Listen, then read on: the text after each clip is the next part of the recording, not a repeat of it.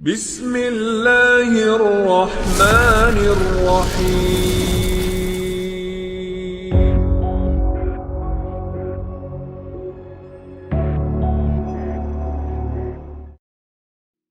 Katanya Hudzaifah,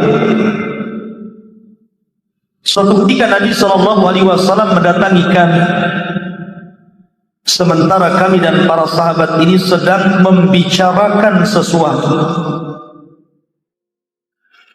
Kata Nabi SAW, "Ma tadzakarun?" Apa yang kalian bicarakan ini? Maka mereka mengatakan, "Nadhkurus sa'ata ya Rasulullah." Kami sedang berbincang-bincang soal kiamat. Kemudian Nabi SAW mengatakan, "Bi abi ummi wa ruhi lan taquma aisa'ah hatta tarawna qablaha asyra ayat." Demi bapakku, ibuku dan ruhku, kata Rasul, tidak mungkin tegak hari kiamat sampai sebelumnya kalian melihat 10 tanda-tanda besar. Kemudian Nabi SAW menyebutkan ad-dukhan, asap yang tebal di langit, wad-dajjal, keluarnya dajjal, wad-dabbah, keluarnya binatang dari perut bumi yang melata dan bisa bicara, wa tulu'us syamsi min maghribiha, munculnya matahari dari arah barat, wa nuzulu Isa bin Maryam, turunnya Isa bin Maryam, wa Ya'juj wa Ma'juj, dan keluarnya Ya'juj dan Ma'juj, wa thalathatu khusuf, khasfun bil masyriq wa khasfun bil masyriq wa khasfun bil maghrib wa khasfun bil jaziratil arab, dan munculnya 3 gempa dari arah barat, dari arah timur, dan dari jazirah Arab. Wa akhiru dzalika, dan yang terakhir dari itu semua, narun takhruju min qa'ri adnin tutridun nasa ila mahsyarihim, munculnya api dari perut bumi Aden dan mereka menggiring manusia ke tempat berkumpulnya kiamat bagi mereka. Ma'asyiral muslimin, pada minggu-minggu yang lalu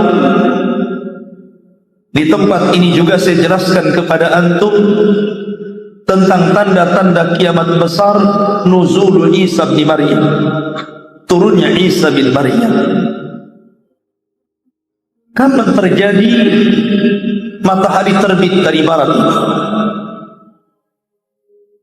Sebagian para ulama mentartib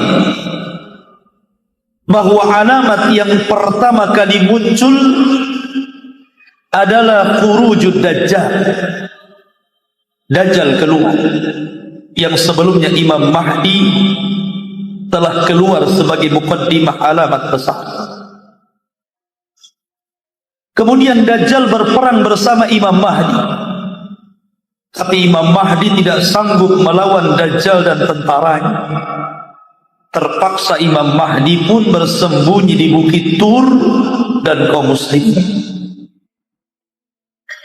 Allah takdirkan ketika mereka berkumpul di Bukit Tur, turunlah Isa bin Maryam. Kemudian Isa bin Maryam membunuh Dajjal. Maka fitnah terbesar di alam semesta ini hilang dengan terbunuhnya Dajjal.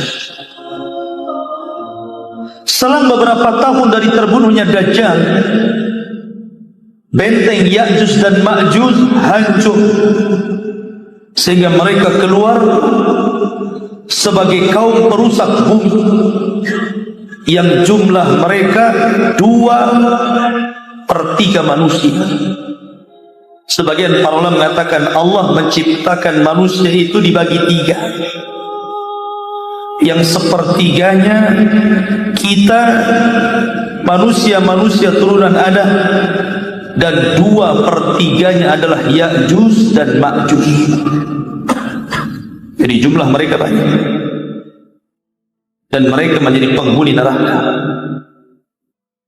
dan tidak ada satupun Ya'juj dan Ma'juj masuk surga, dan Allah takdirkan seperti itu.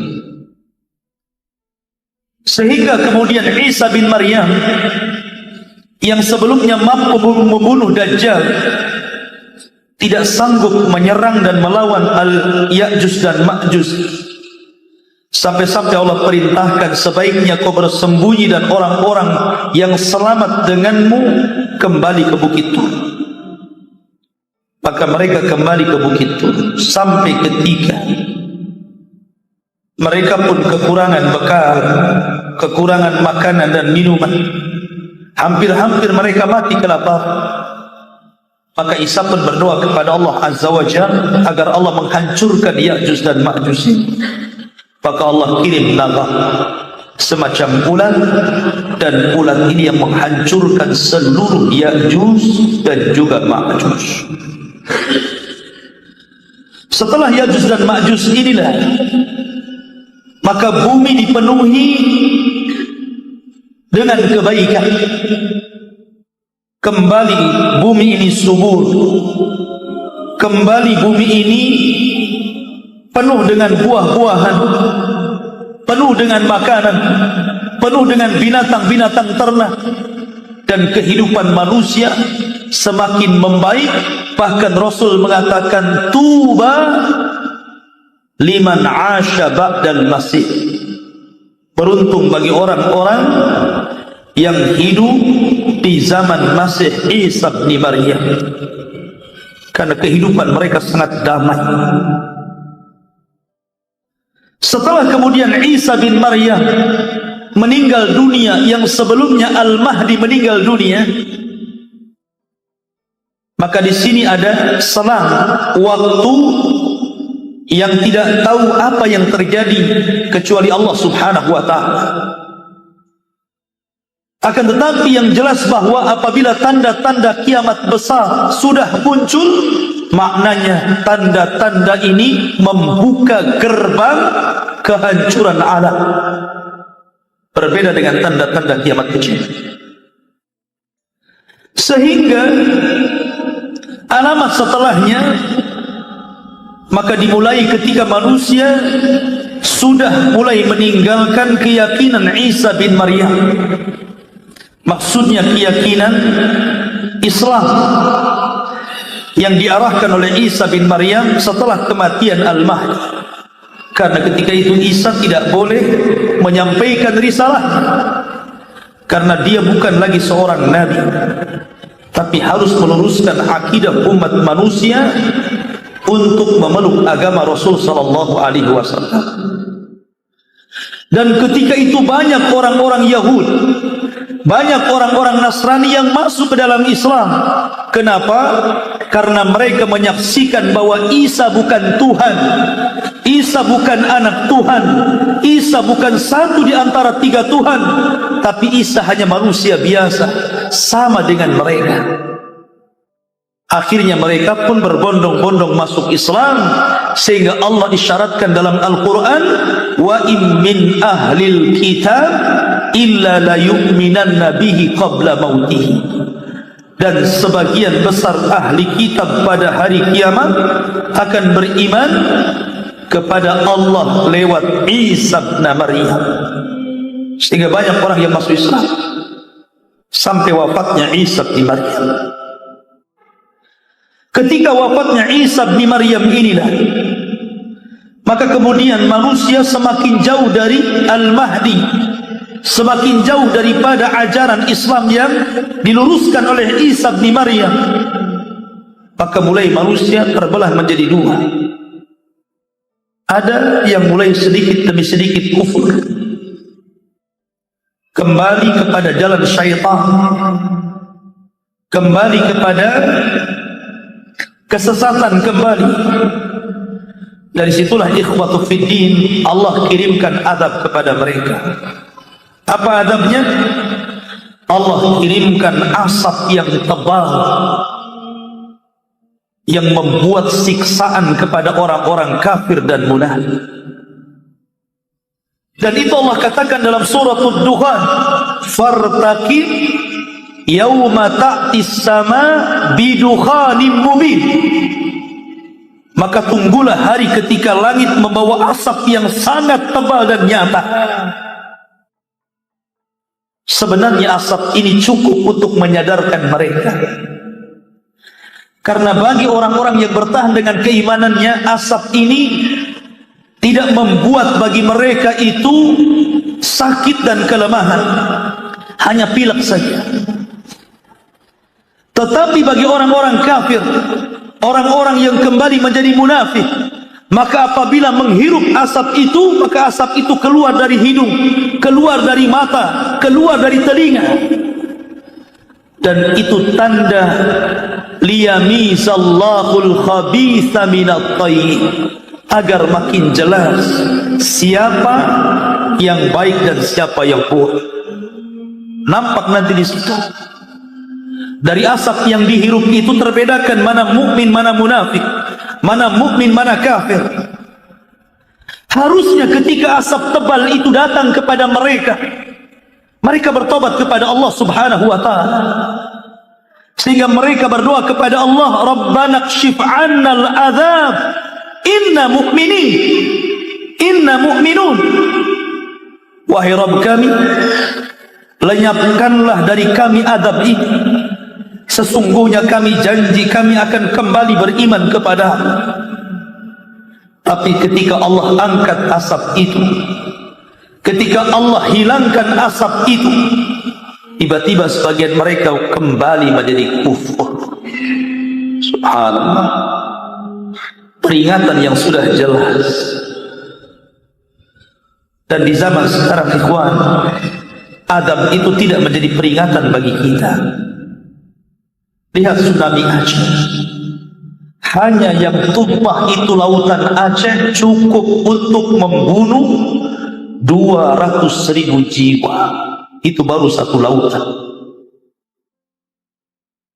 Belum lautan-lautan yang Allah tumpahkan. Bahkan musibah-musibah di Indonesia ini sudah banyak makan korban. Mulai daripada Lombok, Palu, Banten, kemudian Jawa Barat, Tasikmalaya, Garut atau apa namanya, yang longsor kemarin. Banyak orang meninggal.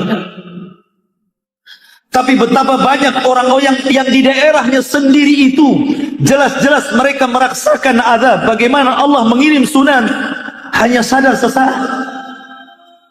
Setelah kemudian tsunami dilupakan, gempa dilupakan, lalai lagi mereka kepada Allah Azza wa Jalla. Itu yang di lokasi. Gimana kita yang tidak di lokasi? Tentu hanya bisa memandang dan tidak bertobat kepada Allah Subhanahu wa taala. Ini gambarannya. Ini padahal munculnya alamat tanda-tanda kiamat besar, ya. Tapi masih juga mereka kembali kufur setelah beriman. Sehingga akhirnya pada suatu malam mereka pun lelap tertidur di malam hari. Sebagaimana biasa, mereka terlelap tidur. Ketika datang waktu subuh, orang-orang muwahhidin, orang-orang ahli tauhid, orang-orang yang beriman, sebagaimana kebiasaan mereka, mereka datang ke masjid. Kemudian mereka salat fajar.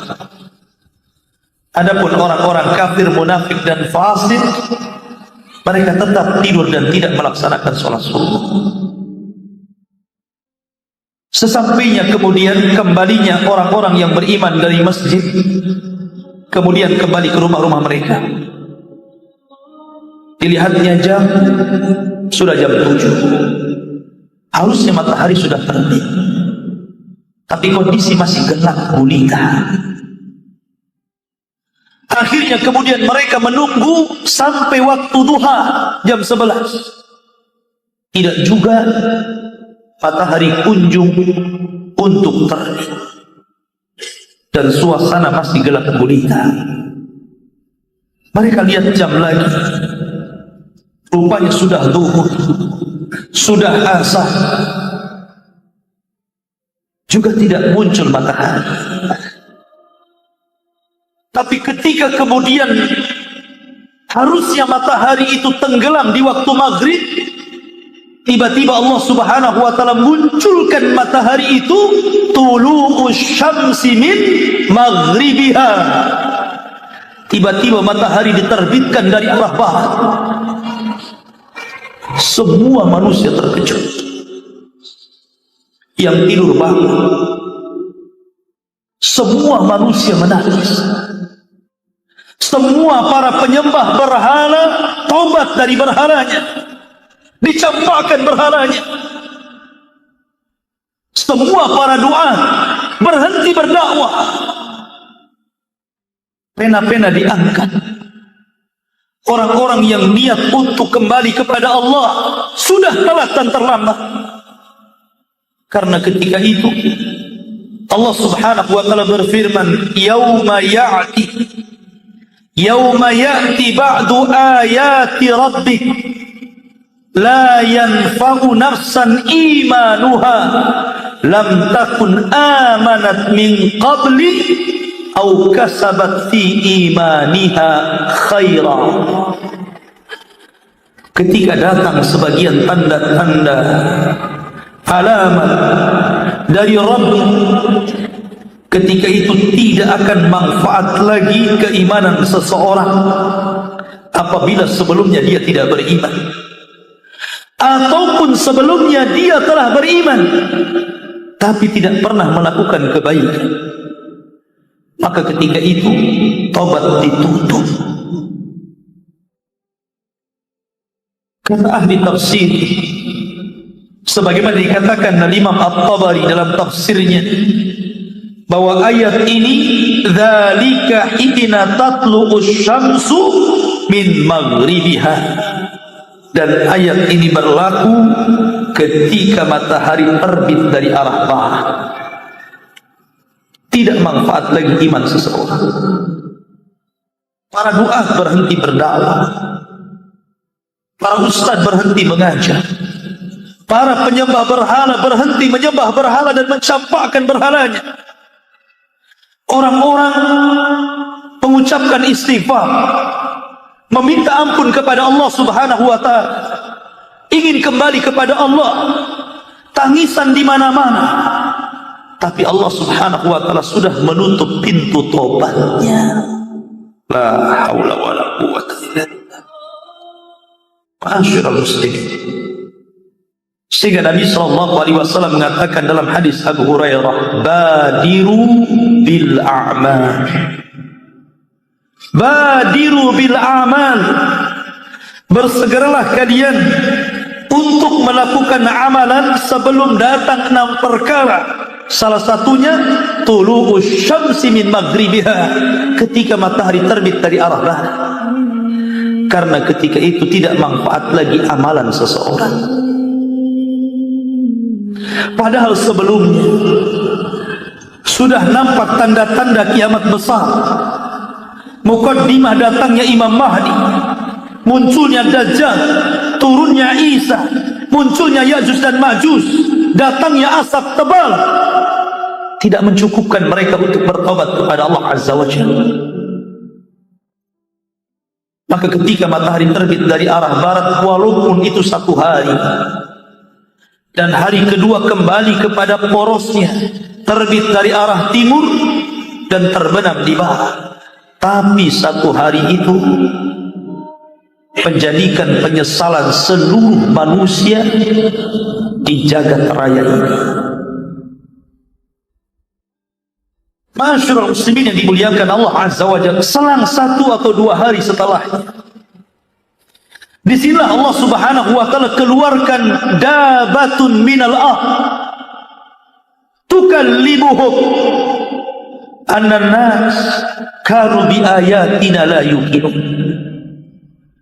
Tiba-tiba Allah Subhanahu wa ta'ala munculkan dabatan minal ardh, binatang dari perut bumi. Dan binatang ini tugasnya hanya memberikan tanda saja. Karena ketika itu iman seseorang tidak manfaat lagi. Lalu apa? Sudah terhenti sholat, terhenti zakat, terhenti puasa. Yang sebelumnya beriman kepada Allah dan beramal soleh, maka berbahagia mereka. Tapi yang sebelumnya tidak beriman atau beriman dan tidak beramal soleh, maka kerugian setelahnya. Disinilah dabatul ard tugasnya hanya memberikan tanda di wajah-wajah orang ini. Ini mukmin, ini kafir, ini mukmin, ini kafir. Itu saja. Dia hanya memberikan tanda saja dan berbicara. Berbicara ketika dia hendak menandai orang kafir yang telah bertobat. Setelah terbit matahari dari arah barat, kemudian binatang itu menunggu dari solatnya. Setelah dia solat, maka binatang itu mengatakan, al-an tusalli, oh sekarang kau mau solat ya?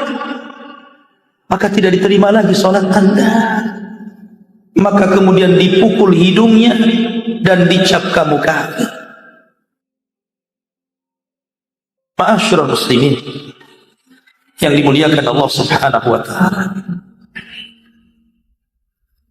Sebagian para ulama berselisih pendapat tentang dua riwayat.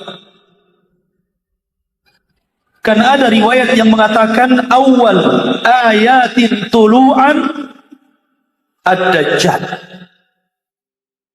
bahwa yang pertama kali tanda-tanda kiamat muncul itu disertai munculnya Dajjal.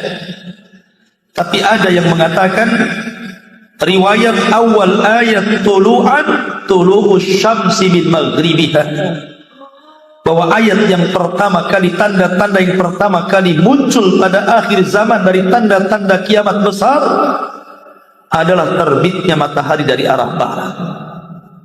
Mana yang benar? Dajjal dulu atau matahari dulu? Maka Al-Hafidh Ibnu Hajar rahimahullahu ta'ala, kemudian Al-Qadi Iyad dan para ulama yang lainnya berusaha untuk menjama, menggabungkan dua riwayat yang secara zahir seolah-olah kontradiktif ini. Bagaimana cara menggabungkannya? Sebenarnya dua riwayat ini tidak bertentangan.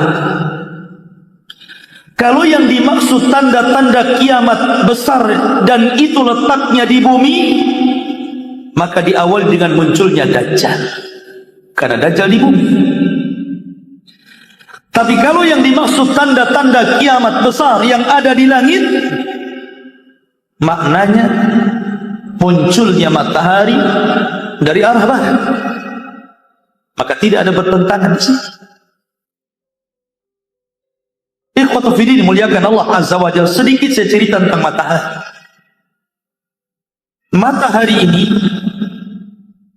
diciptakan oleh Allah setelah Allah menciptakan apa yang disebut dengan siang dan apa yang disebut dengan malam.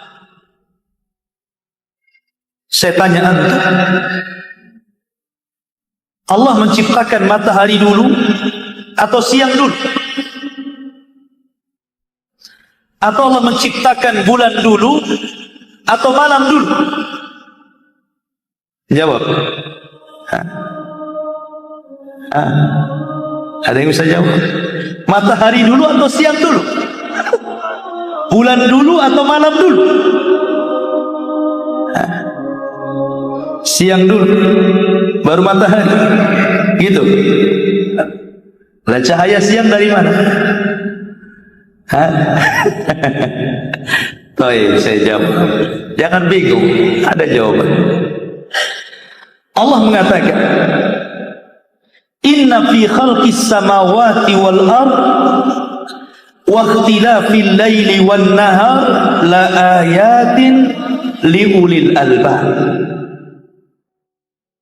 Sesungguhnya dalam penciptaan langit dan bumi itu dan ikhtilafnya, bergantinya ada malam dan ada siang itu, la ayat, sebagai tanda-tanda bagi orang yang punya pikiran.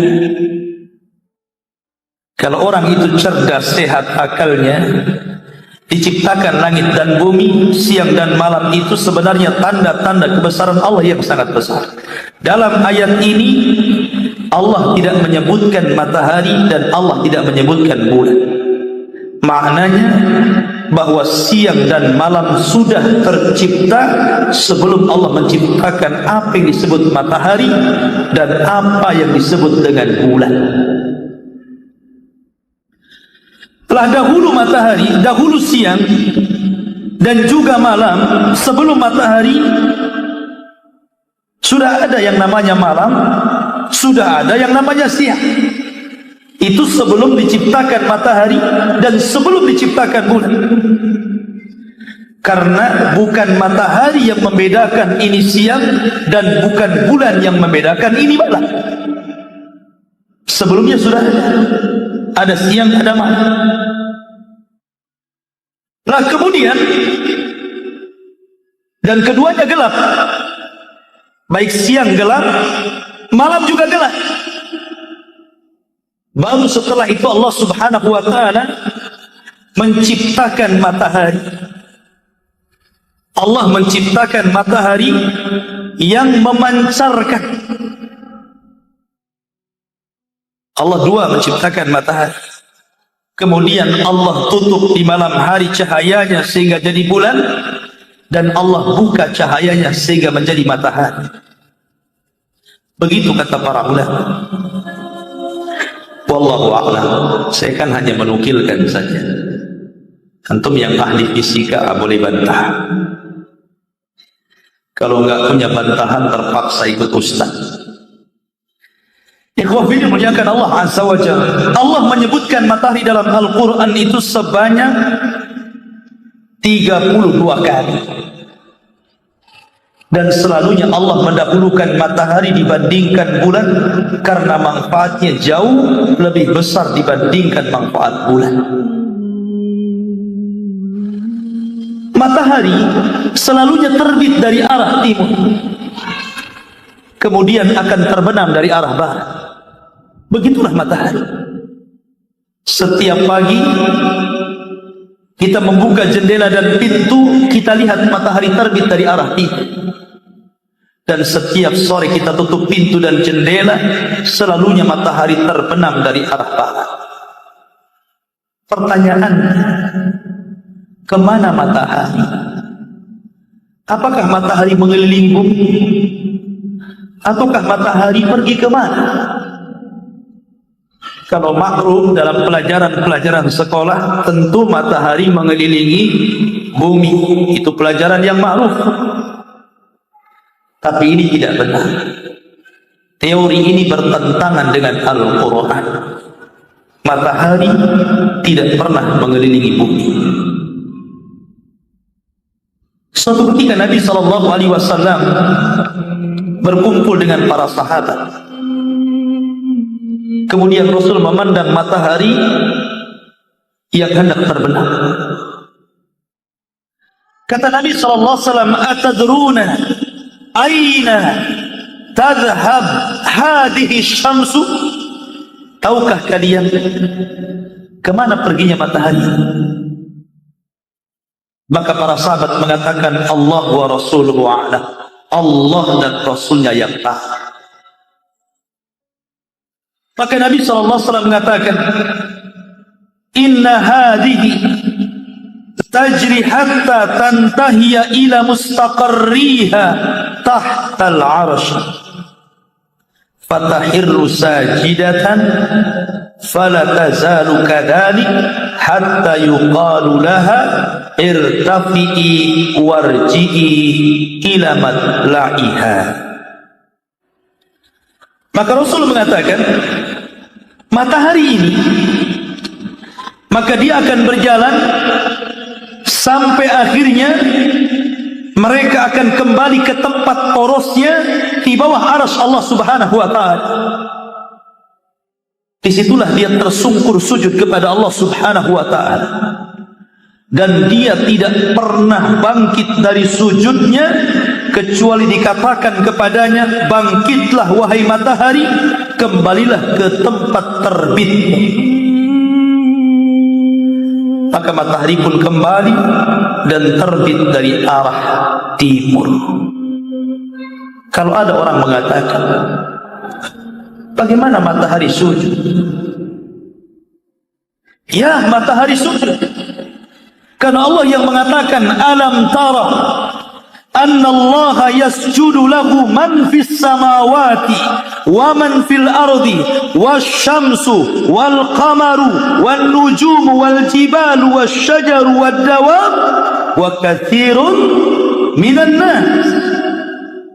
Tidakkah kau lihat, kata Allah, bagaimana orang-orang yang ada di langit, yang ada di bumi, matahari, bulan, bintang, pohon, binatang melata, dan seluruh manusia, kebanyakan mereka sujud kepada Allah Azza wa Jalla. Bagaimana sujudnya? Allahu a'lam. Yang jelas mereka sujud. Apa sujudnya kayak antum? Begini. Ya, mereka enggak punya kaki kayak antum dan enggak punya jidat. Allahu a'lam. Yang jelas sujud, selesai. Sebagaimana Allah mengatakan, wa min syai'in illa yusabbihuna bihamdi walakin la tafqahuna tasbihah. Tidaklah segala sesuatu yang Allah ciptakan itu semua bertasbih, tapi kalian tidak tahu tasbihnya. Tasbihnya bihamdi, dengan mengucapkan alhamdulillah. Kalau Allah perdengarkan antum bagaimana pohon pisang itu bertasbih, maka antum akan mendengar pisang mengatakan alhamdulillah. Jika Allah perdengarkan antum bagaimana nanas itu bertasbih, maka anda akan mengatakan nanas mengucapkan alhamdulillah. Tetapi Allah Subhanahu wa ta'ala tidak perdengarkan kita, sehingga bagaimana tasbihnya? Allahu a'lam. Yang jelas mereka bertasbih kepada Allah Azza wa Jalla. Kita ini diingatkan dengan matahari 3 perkara. Pertama, anda diingatkan dengan hari kiamat. Jika anda melihat matahari, berarti anda diingatkan dengan hari kiamat. Karena ketika Allah Subhanahu wa ta'ala hancurkan alam semesta ini, Allah jatuhkan planet dan bintang-bintang, kecuali matahari dan bulan, Allah kumpulkan. Setelah itu Allah Subhanahu wa ta'ala akan dekatkan pada hari kiamat 1 mil di atas kepala. Maka hendaklah anda ketika melihat matahari, ingatlah bahwa kiamat ini akan menjadikan matahari itu semakin dekat dengan kita. Ini yang pertama. Yang kedua, matahari itu banyak manfaatnya kepada kita, dan itu menunjukkan kelemahan kita dan kekuatan Allah. Bayangkan, kalau matahari keluar dari garis edarnya dan mendekat kepada kita, terbakar kita.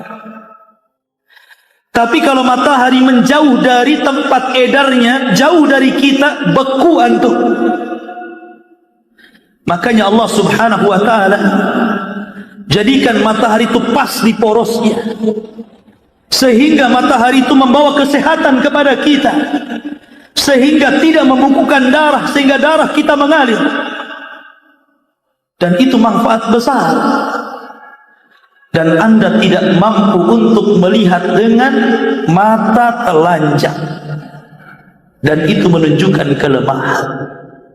Anda tidak bisa melihat matahari. Coba saja untuk melihat matahari 5 menit saja, pelototin matahari, maka matahari akan memelototi balik antum. Antum tidak sanggup, dan itu lemah. Kemudian matahari ini telah menyinari bulan. Malam itu tentu ikhwan, malam lebih luas dibandingkan siang. Karena kalau alam semesta digelapkan niku, maka gelap semuanya, bukan hanya bumi, semua planet gelap. Tapi kalau matahari ini kan khusus untuk bumi saja. Matahari ini menerangi bumi saja, tapi gelap menggelapi seluruh alam semesta. Artinya gelap lebih luas dibandingkan terang. Ini pelajaran fisika ya. Jadi Anda bisa bayangkan kalau seandainya matahari yang menerangi bumi ini tidak Allah munculkan sampai kiamat dibangkitkan, sanggupkah negara membiayai PLN untuk menerangi negaranya? Nggak akan ada. PLN akan tangan. Bangkrut PLN. Ibu-ibu saja ngomel kalau listrik naik, demo ke PLN. Tapi lihat Allah Subhanahu wa ta'ala ketika menurunkan matahari, menerbitkan matahari dari arah timur, satu jagat raya ini tidak perlu cahaya listrik. Luar biasa. Tembus ke rumah-rumah, tembus ke gua-gua, tembus ke lorong-lorong, dan hemat listrik kita ya. Itulah matahari. Lah matahari yang demikian besarnya, ribuan kali lipat, mungkin jutaan kali lipat bumi gitu kan, dijadikan tanda-tanda kekuasaan Allah Azza wa Jal, yang setiap hari terbit dari arah timur dan tenggelam dari arah barat. Nanti satu waktu Allah Subhanahu wa ta'ala akan memerintahkan matahari terbit dari arah barat. Ketika itu semua manusia menyesal, dan itu tanda-tanda alamat besar. Matahari terbit dari arah barat. Para ulama mengatakan seperti yang dikatakan Aisyah radhiyallahu anha, seorang sahabiyah, istri Nabi sallallahu alaihi wasallam. Kata Aisyah radhiyallahu anha, wa idza kharaja awwalul ayat ay tulu'us syamsi min maghribiha turihatil aqlamu wa hubisatil hafadhah wa syahidatil ajsad 'alal a'mal.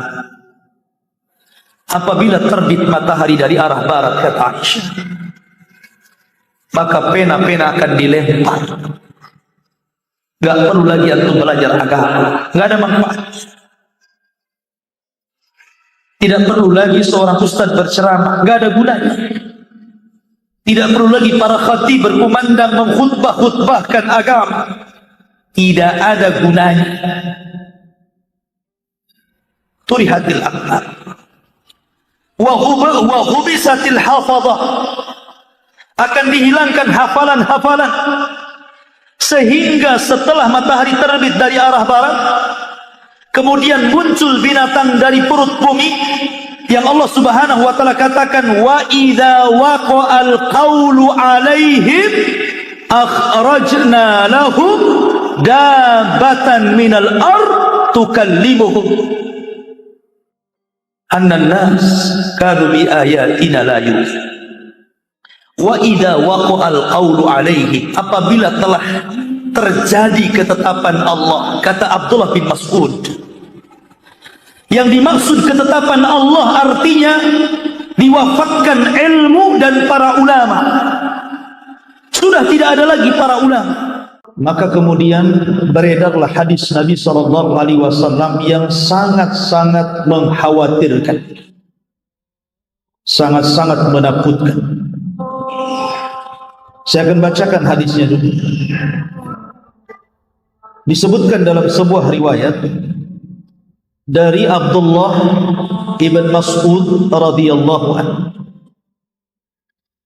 "Idza kanat sayhatun fi Ramadan fa innahu yakunu ma'ma'atun fi Syawwal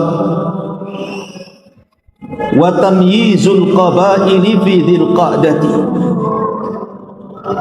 wa tusfaqud dima'u fi dzil hijjati wal muharram wa mal muharram yaquluha thalatha hayhat hayhat yuqtalun nasu fiha harjan wa harjan. Qulna wa ma sayhatu ya Rasulullah? Qala haddatun fin nisfi min Ramadan lailata jum'atin fatakunu haddatun tuqidun na'im wa tuqidul qa'im wa tukhrijul awatiqa min khudurihinna fi lailati jum'atin fi sanatin kathiratiz zalazili fa idza shallaitumul fajra min yaumil jum'ati fadkhulu buyutakum wa aghliqu abwabakum wa suddu kuwakum. Kemudian wadassiru anfusakum wa suddu adhanakum fa idza hasastum bis sayhati fakhirru lillahi sujjadan wa qulu subhanal quddus rabbunal quddus fa inna man fa'ala dhalika naja wa man lam yaf'al dhalika halaka. Ma'asyiral muslimin yang dimuliakan Allah Subhanahu wa taala, dari Abdullah ibnu Mas'ud, perhatikan hadis ini, ngeri kalau kita baca. Apabila terdapat suara yang sangat dahsyat di bulan Ramadan, maka akan terjadi huru hara di bulan Syawal. Akan banyak golongan manusia yang saling memisahkan diri di bulan Dzulqa'dah. Akan terjadi pertumpahan darah di bulan Dzulhijjah dan juga bulan Muharram. Kemudian Rasul ditanya, apa yang harus dilakukan di bulan Muharram? Orang ini bertanya 3 kali. Maka Nabi SAW bersabda, sangat disayangkan sekali saat itu manusia akan saling membunuh dan sangat kacau keadaannya. Maka kami bertanya lagi, apa suara yang dahsyat itu wahai Rasulullah yang akan terjadi di pertengahan Ramadan itu? Maka Rasul mengatakan, suara itu terjadi di pertengahan bulan Ramadan, bertepatan dengan malam Jumat, dan suara dahsyat ini akan membangunkan orang-orang yang sedang tidur, menjatuhkan orang-orang yang sedang berdiri, menjadikan para wanita-wanita terhempas dari kamar-kamar mereka.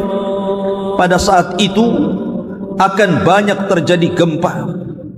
Pada saat itu cuaca yang sangat dingin akan menerpa. Hal itu apabila pertengahan bulan Ramadan di tahun itu bertepatan dengan malam Jumat. Apabila kalian melaksanakan solat subuh di hari Jumat pada pertengahan bulan Ramadan, maka masuklah kalian ke dalam rumah-rumah kalian, kuncilah pintu-pintu rumah kalian, tutuplah jendela-jendela rumah kalian, dan selimutilah diri-diri kalian, serta tutuplah telinga-telinga kalian. Apabila kalian merasa ada suara dahsyat, maka bersungkurlah sujud kepada Allah Subhanahu wa taala seraya berzikir, Maha suci Allah, Maha suci Allah, Maha suci Allah, Maha suci Allah, wahai Rabb kami, Maha suci Allah. Ma'asyiral muslimin yang dimuliakan Allah Azza wa Jalla, hadis ini dijadikan sandaran oleh sebagian doa tentang akan terjadi huru hara di tahun 2020. Dari sekarang Ramadan tinggal berapa bulan? 4 bulan. 4 bulan lagi. Betul. 4 atau 5? 4 bulan lagi. Masya Allah. 4 bulan lagi dari sekarang akan terjadi huru hara dahsyat menurut hadis ini. Masalahnya ikhwatu fiddin muliakan Allah Azza wa Jalla, Hadis ini apakah derajatnya sahih ataukah derajatnya dhaif? Kalau seandainya hadis ini sahih, maka tentu kondisinya akan mengerikan, karena akan terjadi di pertengahan bulan Ramadan itu suara yang sangat dan maha dahsyat. Karena dalam riwayat akan ada bintang berekor kemudian mengelilingi di langit, kemudian akan muncul meteor yang akan tertumpah ke permukaan bumi. Dari situ juga dijelaskan akan muncul dukhan. Selama 40 hari dukhan itu, asap tebal itu akan mengelilingi satu dunia. Dan ketika itu ilmu teknologi katanya sudah tidak akan berfungsi. Maka dari sekarang antum harus mengambil uang-uang antum sebelum ATM macet.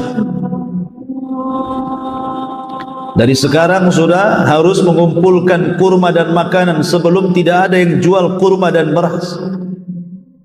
Ngeri tidak? Ngeri. Masalahnya ikhwatu fiddin, hadis ini memang banyak beberapa redaksi yang mirip. Di antaranya hadis Abu Hurairah radhiyallahu anhu. Kemudian juga hadis dari Fairuz Ad-Dailami juga kurang lebih seperti ini redaksi. Bahwa di tengah pertengahan bulan Ramadan hari Jumat akan terjadi huru-hara yang luar biasa, dan itu akan berkepanjangan sampai bulan Dzulhijjah. Bulan Dzulhijjah itu bulan orang naik haji. Bahkan di bulan Muharramnya itu akan terjadi pembunuhan yang luar biasa. Mekah ini akan bertumpah darah katanya. Kira-kira nih mau haji tahun ini mikir atau mikir? Ma'asyiral muslimin yang dimuliakan Allah Azza wa Jalla, hadis ini tidak benar. Disebutkan oleh Al-Imam Az-Zahabi rahimahullahu ta'ala, hadis ini adalah hadis maudhu. Apa arti maudhu? Palsu. Dan juga Imam Ibnu Jauzi mengomentari juga hadis yang redaksinya sama tapi dari jalur Abu Hurairah. Itu pun dikatakan haditsun maudhu'un an Rasulillah.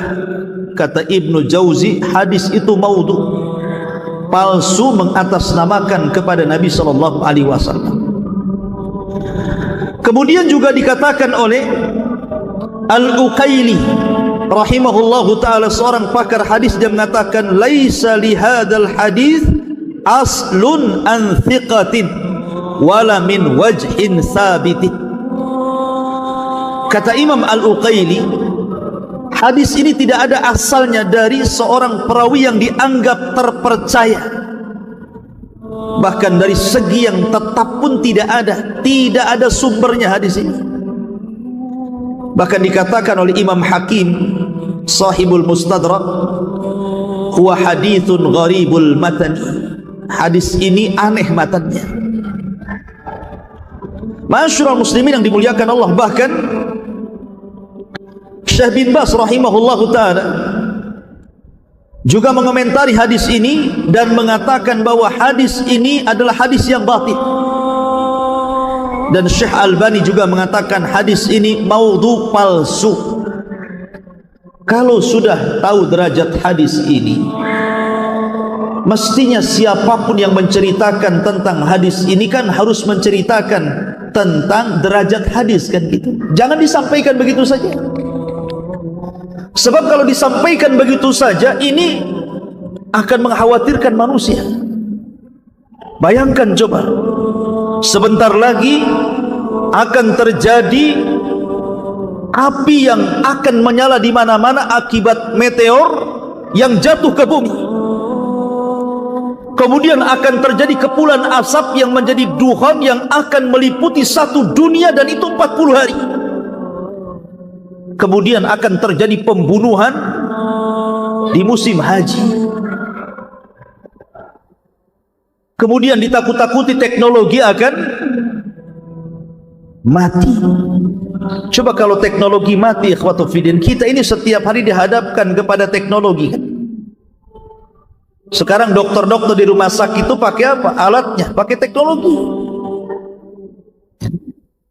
Tukang ojek saja jadi Gojek, pakai teknologi juga. Jadi semua bank-bank itu pakai teknologi, ATM pakai teknologi, semua pakai teknologi. Nah kalau sebentar lagi tidak ada teknologi, apa ndak pusing manusia itu? Maka kalau seandainya betul-betul hadis ini sahih, ya memang sangat mengkhawatirkan. Sudah kewajiban kita untuk persiapan kan gitu. Tapi rupanya hadis ini maudhu. Hadis ini maudhu, palsu. Jangan pernah disebar kecuali antum menyebutkan derajatnya. Hadis ini dhaif, hadis ini sahih, hadis ini hasan, gak apa-apa. Kalau ada yang mengatakan bukankah hadis dhaif juga bisa diamalkan? Boleh diamalkan, tapi dalam masalah fadilah amal, dalam masalah keutamaan amal, bukan dalam masalah perkara gaib. Ini kan perkara gaib. Itu pun ada syarat-syarat yang ditentukan. Seperti hadis dhaifnya itu tidak terlalu dhaif, sehingga dengan berkumpulnya banyak-banyak riwayat-riwayat yang semakna sehingga terangkat menjadi hasan di ghairihi.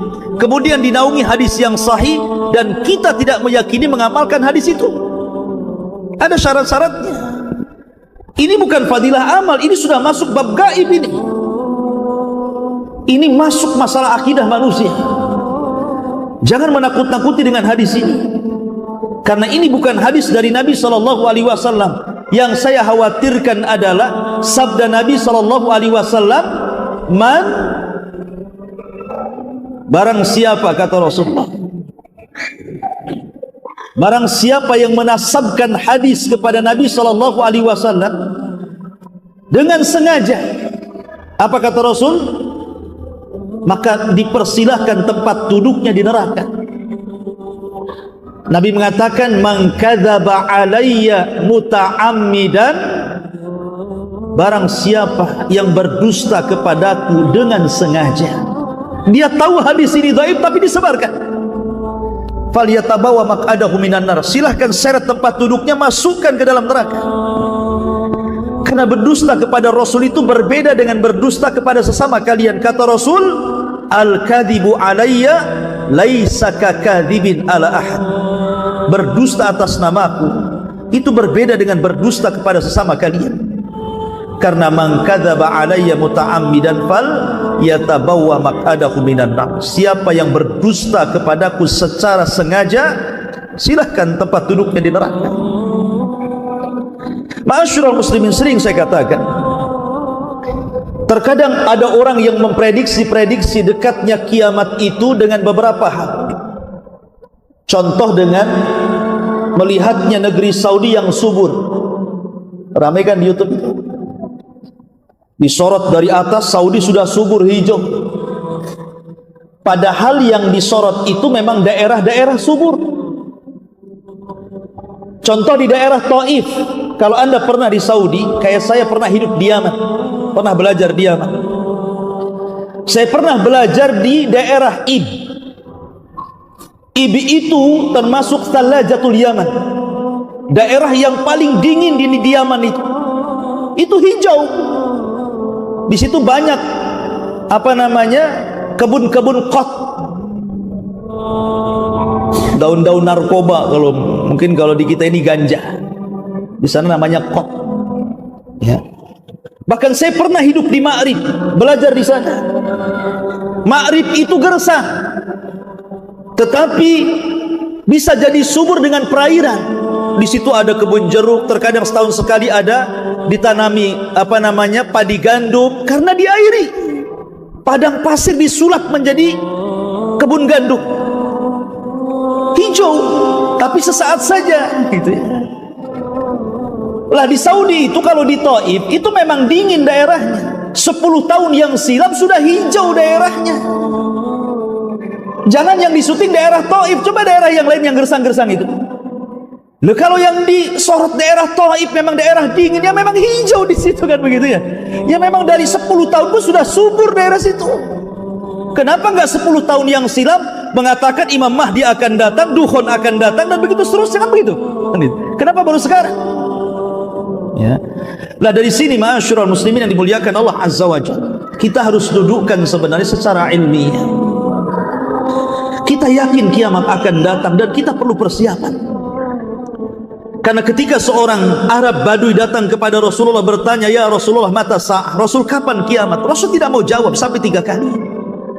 Sampai Nabi SAW mengatakan, "Wa ma'adatta laha." Kok ini tanya kiamat, emang apa yang kau persiapkan? Maka orang ini mengatakan, "La syai'." Aku tidak mempersiapkan apapun, walakinni uhibbullaha war rasul. Tapi aku punya modal, aku ini sangat cinta dengan Allah dan Rasulnya. Kata Rasulullah, "Anta ma'aman ahbabta." Kalau begitu engkau akan bersama idola. Sejak zaman dulu orang itu bertanya kepada para nabi tentang mata sa'ah, kapan kiamat. Nabi Nuh alaihi salatu wasalam ditanya oleh kaumnya, "Ya Nuh, kapan kiamat?" Nabi Ibrahim alaihi salatu wasalam ditanya oleh kaumnya, "Ya Ibrahim, kapan kiamat?" Nabi Musa ditanya oleh kaumnya, "Ya Musa, kapan kiamat?" Nabi Isa juga sama ditanya kaumnya, "Kapan kiamat?" Termasuk Rasul disibukkan oleh sebagian para sahabat tentang pertanyaan kapan kiamat. Semua dari dulu bertanya soal itu. Tapi kan gak kiamat-kiamat. Sebagaimana Nabi SAW ditanya langsung oleh malaikat Jibril yang tanya, "Ya Muhammad, mata sa'ah?" Wahai Muhammad, kapan kiamat? Rasul mengatakan, "Mal mas'ulu anha bi'a'lam minas sa'il." Orang yang ditanya tidak lebih paham daripada orang yang bertanya. Artinya saya dan engkau itu tidak tahu kapan kiamat. Sudah dekatkah dia? Masih jauhkah dia? Wallahu a'lam. Itu urusan Allah. Tapi kalau terlalu jauh memprediksi, apalagi bersandar kepada hadis-hadis palsu, kemudian sampai tidak dijelaskan derajatnya hadis ini membahayakan, karena memprediksi sesuatu yang tidak ada. Baik, kita akan masuk kepada dukhon, karena hadis ini juga berkaitan dengan dukhon, asap yang tebal yang akan meliputi selama 40 hari, bukan hanya satu Indonesia, satu dunia. Dan dukhon ini sangat membahayakan. Kalau bagi orang yang beriman sih, paling tinggi ngirup dukhon itu paling pilek, ya pusing-pusing sedikit. Tapi bagi orang kafir, kalau dia hirup dukhon itu akan keluar dari telinganya, asap itu akan keluar dari matanya, asap itu akan keluar dari hidungnya, asap itu akan keluar dari duburnya, bahkan saking panasnya akan membakar kepalanya. Nanti saya akan sebutkan riwayat-riwayatnya. Lah ikhwatu fiddin, dukhon ini bukan main-main. Ini termasuk alamah kiamat kubra, tanda-tanda kiamat besar, bukan tanda-tanda kiamat kecil. Kalau seandainya diprediksi kemudian Ramadan tahun ini kemudian akan terjadi dukhon, ingat, tanda-tanda kiamat besar itu kalau sudah datang tidak bisa dihentikan. Tidak akan bisa dihentikan dan akan terus seperti itu sampai kiamat dibangkitkan. Ma'asyiral muslimin yang dimuliakan Allah Subhanahu wa taala. Pembahasan kita fokus kepada dukhon dan apakah tartib tanda-tanda kiamat itu sebagaimana yang masyhur banyak kemudian diceritakan di YouTube ataupun oleh sebagian ustaz diceritakan bahwa tanda-tanda kiamat besar yang pertama itu dukhon, kemudian Dajjal, kemudian turunnya Isa, dan begitu seterusnya. Kita akan jelaskan di sini sebenarnya tartibnya seperti apa. Ma'asyiral muslimin yang dimuliakan Allah Subhanahu wa taala. Saya akan mengulas sedikit supaya ada murajaah sedikit. Sebagaimana tanda-tanda yang kita paham bahwa tanda-tanda kiamat itu terbagi menjadi Berapa waktu kemarin di Jabal Arafah? 5. Tanda-tanda kiamat itu ada 5. Satu tanda-tanda kiamat yang sudah terjadi dan tidak mungkin terulang lagi. Contohnya diutusnya Rasulullah, wafatnya Rasulullah, terbelahnya bulan, wafatnya para sahabat Nabi SAW, kemudian kabar Rasul tentang peperangan di Siffin, perang antara Muawiyah dan kubu Ali radhiyallahu anhu, dan juga beberapa tanda-tanda kiamat kecil, dan ini tidak mungkin terulang, sudah terjadi dan tidak mungkin terulang. Kemudian yang banyak ini adalah tanda-tanda yang sudah terjadi dan akan terus terulang-ulang sampai hari ini. Seperti contohnya Fathu Baitul Maqdis, pembebasan Baitul Maqdis. Itu pernah terjadi di zaman siapa? Umar ibn al-Khattab. Kemudian juga terjadi di zaman Salahuddin al-Ayyubi. Kemudian nanti di akhir zaman akan dikuasai oleh Al-Imam Al-Mahdi, nanti di akhir zaman. Apakah di tahun 2020 Imam Mahdi muncul? Sudah saya jelaskan di Jabal Arafah. Antum lihat YouTube Humairah Channel. Kemudian juga kematian yang mendadak itu akan terus terulang. Seperti apa kematian mendadak, Ustaz? Seperti lagi tenang-tenang makan, tiba-tiba gempa, mati dia, ditimpa rumahnya. Tiba-tiba kena longsor, tiba-tiba ditabrak orang, itu mati mendadak namanya, nggak sempat persiapan, ya. Dan itu akan terulang. Kemudian munculnya Khawarij. Sejak zaman terbunuhnya Utsman, kemudian muncul melembaga di zaman Ali radhiyallahu an. Khawarij itu akan ada sampai hari ini. Bahkan Rasul mengatakan yang terakhir Khawarij itu akan mengikuti Dajjal, dan itu akan terus terulang. Kemudian juga banyaknya peperangan, pembunuhan sesama kaum muslimin, gara-gara perkara kecil, bunuh-bunuhan. Bahkan yang lebih sadis, ada anak membunuh orang tua atau sebaliknya, padahal dia muslim atau muslimah. Kemudian juga diaul amanah, hilangnya amanah. Kemudian juga anak yang durhaka dengan orang tua. Kemudian orang berlomba-lomba membangun bangunan tinggi-tinggi. Kemudian juga jeleknya perekonomian, kemudian persaksian palsu, kemudian banyaknya orang bakhil, kemudian diangkatnya ilmu sedikit demi sedikit. Kemudian juga seorang istri ataupun seorang suami yang durhaka kepada orang tua karena istrinya. Itu alamat kiamat juga. Suami durhaka sama orang tuanya gara-gara istrinya, ya. Kemudian juga termasuk dihalalkannya zina, dihalalkannya sutra untuk laki-laki. Kemudian juga masjid dimegah-megahkan tapi kosong. Kemudian menara ditinggi-tinggikan, mushaf mulai ditinggalkan. Kemudian juga banyaknya orang yang hafal Quran tapi ahli fikih sedikit, para ulama sedikit. Termasuk juga ketika para pemimpin dipegang oleh orang-orang jahil. Kemudian dekatnya zaman, tahu-tahu sore, tahu-tahu siang, tahu-tahu pagi, tahu-tahu ngaca dah tua.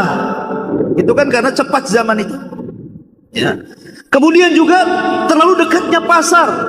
Sekarang kalau antum ke pasar, tidak perlu ke pasar. Mau pesan apa? Pizza di rumah sudah ada aplikasinya, datang tuh tinggal bayar, ya. Ini terjadi perang nih di luar. Ini rame banget, ya. Kemudian juga banyaknya dusta, banyaknya gempa, kemudian juga banyaknya gerhana, kemudian banyaknya perempuan, perempuan menyerupai laki-laki, laki-laki menyerupai perempuan, dan banyaknya fitnah di mana-mana. Ini tanda-tanda akan terulang-ulang tuh yang seperti ini. Kemudian yang ketiga, ada alamat yang belum terjadi, dan itu mendekati kepada kiamat besar, mendekati kepada tanda-tanda kiamat besar. Seperti contohnya apa?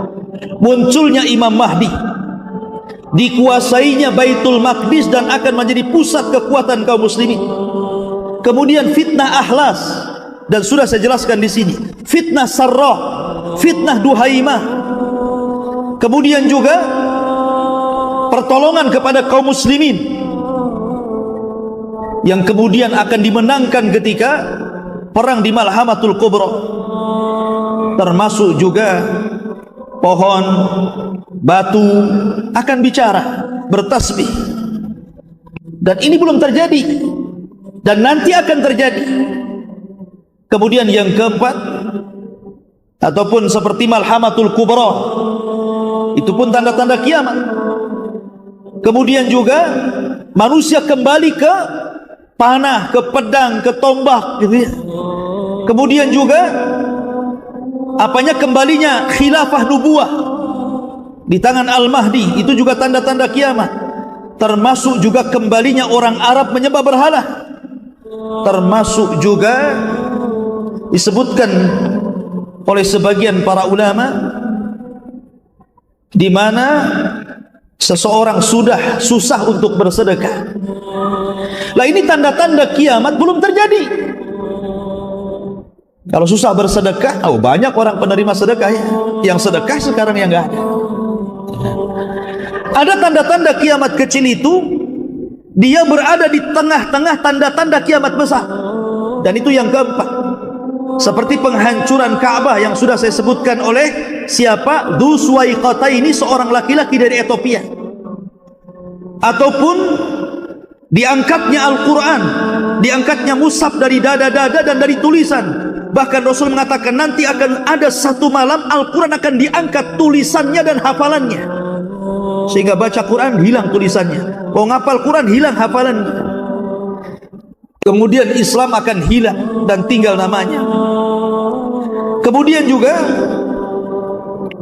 akan datang seorang laki-laki dari Qahtan yang akan memimpin di akhir zaman. Termasuk juga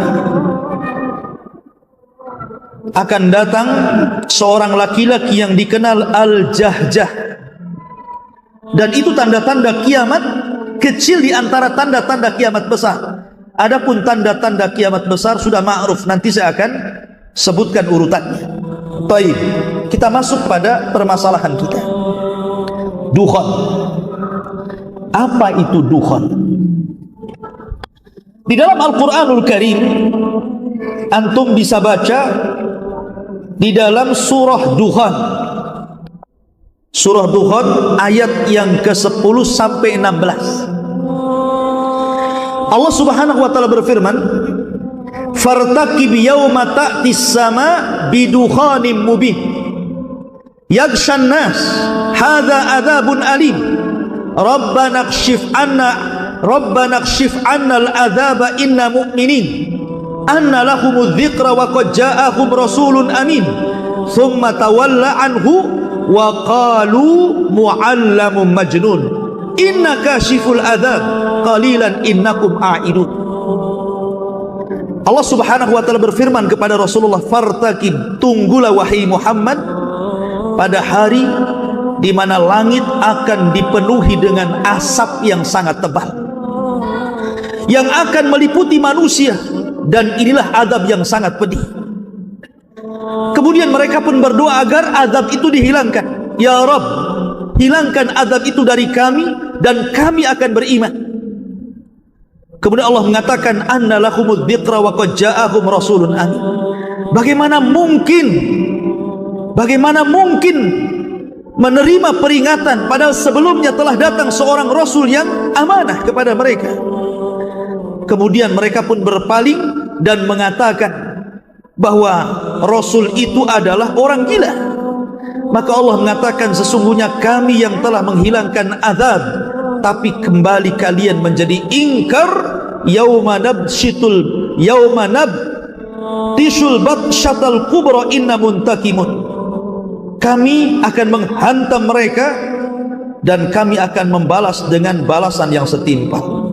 Ikhwatu fiddin, surah Dukhan ini adalah dalil dari Al-Quran tentang adanya asap. Adapun dalam hadis Nabi SAW banyak sekali. Di antaranya adalah hadis Abu Hurairah radhiyallahu anhu. Nabi SAW bersabda, "Badiru bil a'mali sittan." Segeralah kalian beramal sebelum datang 6 perkara. Yang pertama, tulu'us syamsi min maghribiha, terbitnya matahari dari arah barat. Yang kedua, dukhan. Nah, di sini disebutkan dukhan. Yang ketiga, dajjal. Yang keempat, dabbah, binatang yang melata yang bisa bicara, ataupun sesuatu yang khusus ataupun yang umum bagi kalian. Kemudian hadis yang kedua, hadis Hudzaifah. Suatu ketika para sahabat sedang bincang-bincang tentang kiamat. Rasul berkata, "Sedang bincang-bincang apa kalian?" Maka mereka mengatakan, "Ya Rasulullah, kami sedang berbincang-bincang tentang kiamat."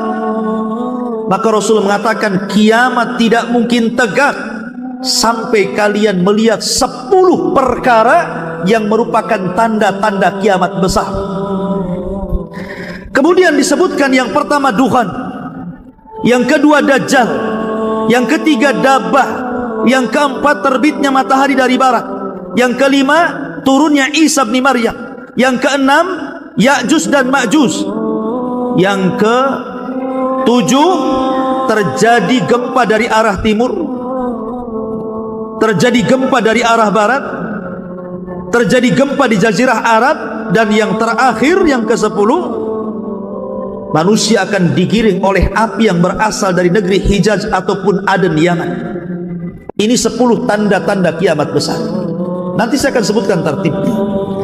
Jadi dalam hadis Hudzaifah ini ada 10 perkara. Pertama dukhan, yang kedua dajjal, yang ketiga dabbah, yang keempat tulu'us syamsi min maghribiha, terbitnya matahari dari arah barat, yang kelima turunnya Isa bin Maryam, kemudian yang keenam Ya'juj dan Ma'juj, yang ketujuh gempa dari arah timur, yang kedelapan gempa dari arah barat, yang kesembilan gempa di Jazirah Arab, dan yang ke-10 keluarnya api yang menggiring manusia ke tempat berkumpulnya mereka di Syam.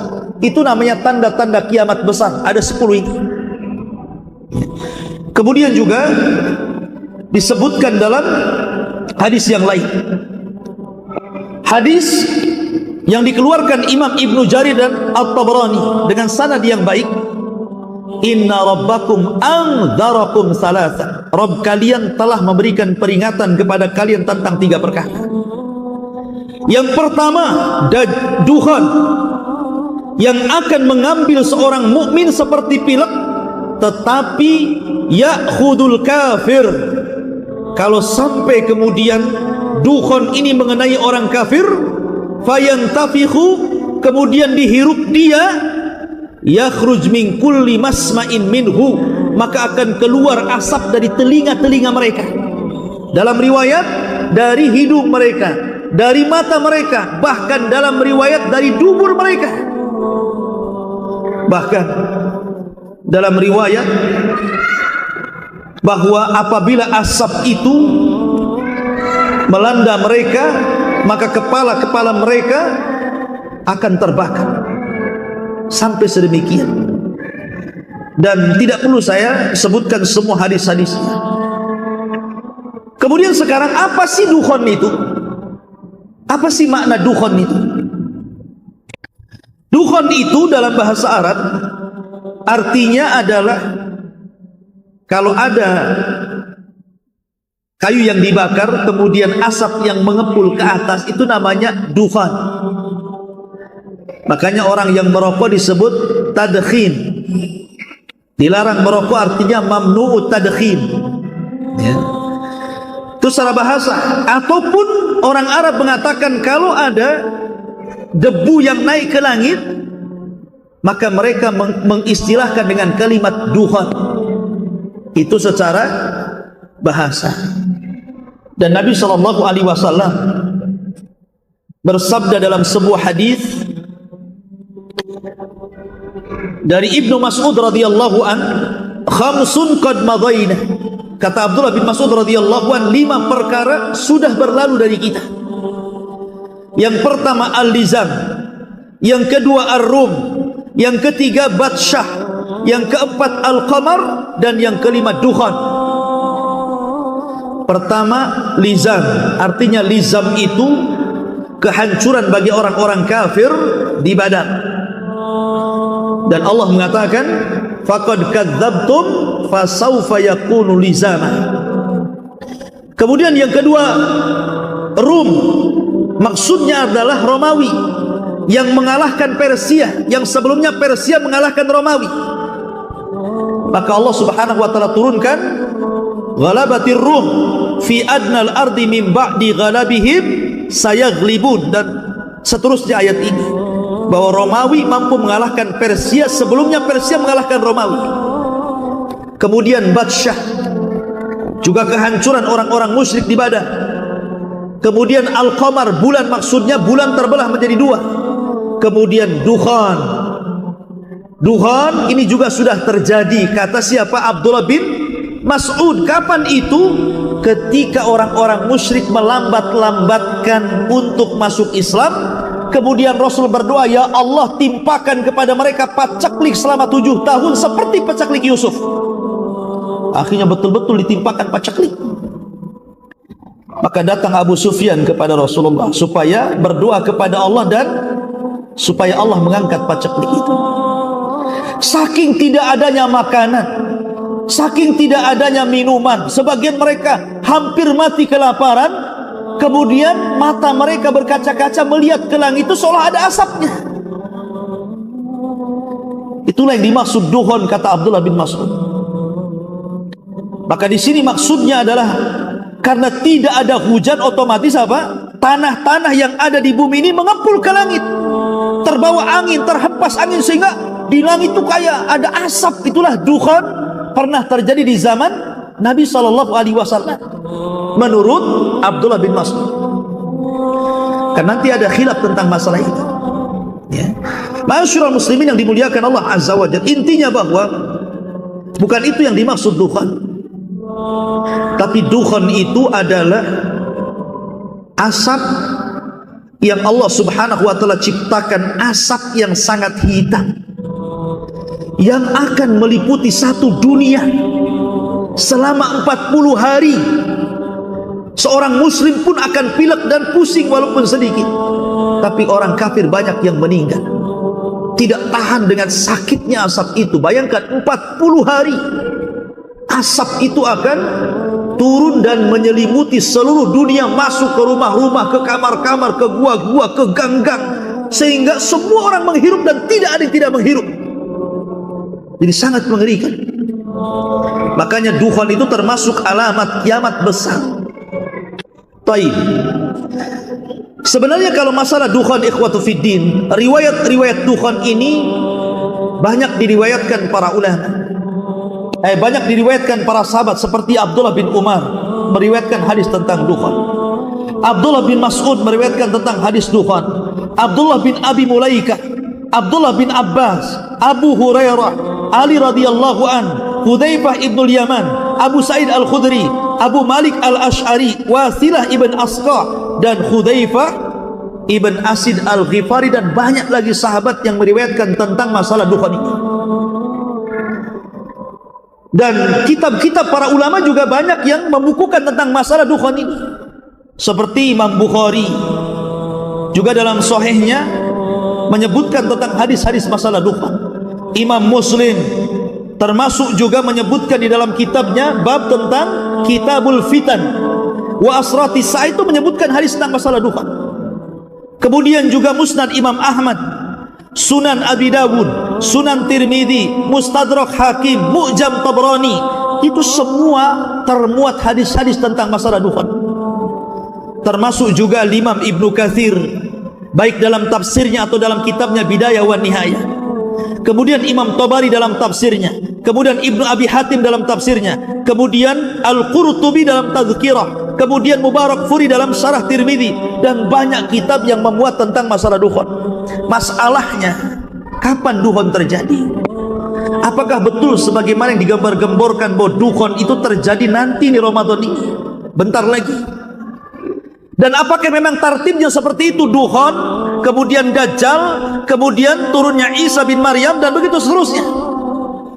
Ikhwan, tidak ada hadis yang menjelaskan tentang tartib, karena hadis itu redaksi ke redaksi itu ada yang dimulai dukhon, ada yang dimulai bukan dukhon.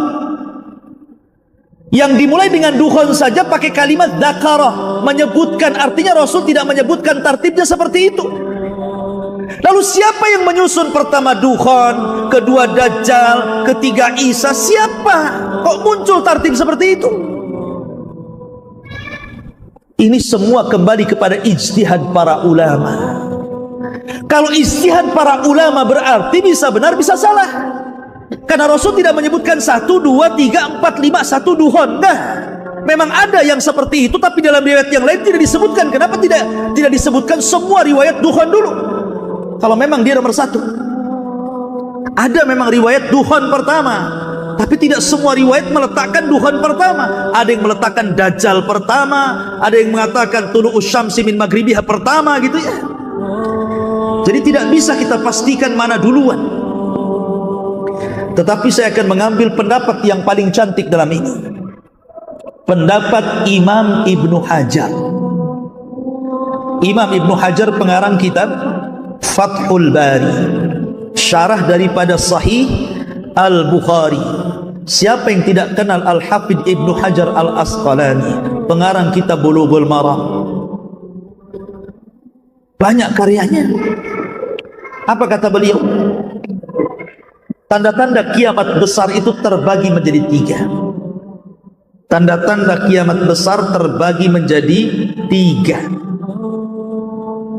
Ada tanda-tanda yang menyebar di bumi, ada tanda-tanda yang menyebar di langit, dan ada tanda-tanda yang menunjukkan hanya beberapa langkah kepada terjadinya kiamat besar. Adapun tanda-tanda yang awal, kata beliau, tanda-tanda awal yang akan merubah tatanan bumi. Pertama, keluarnya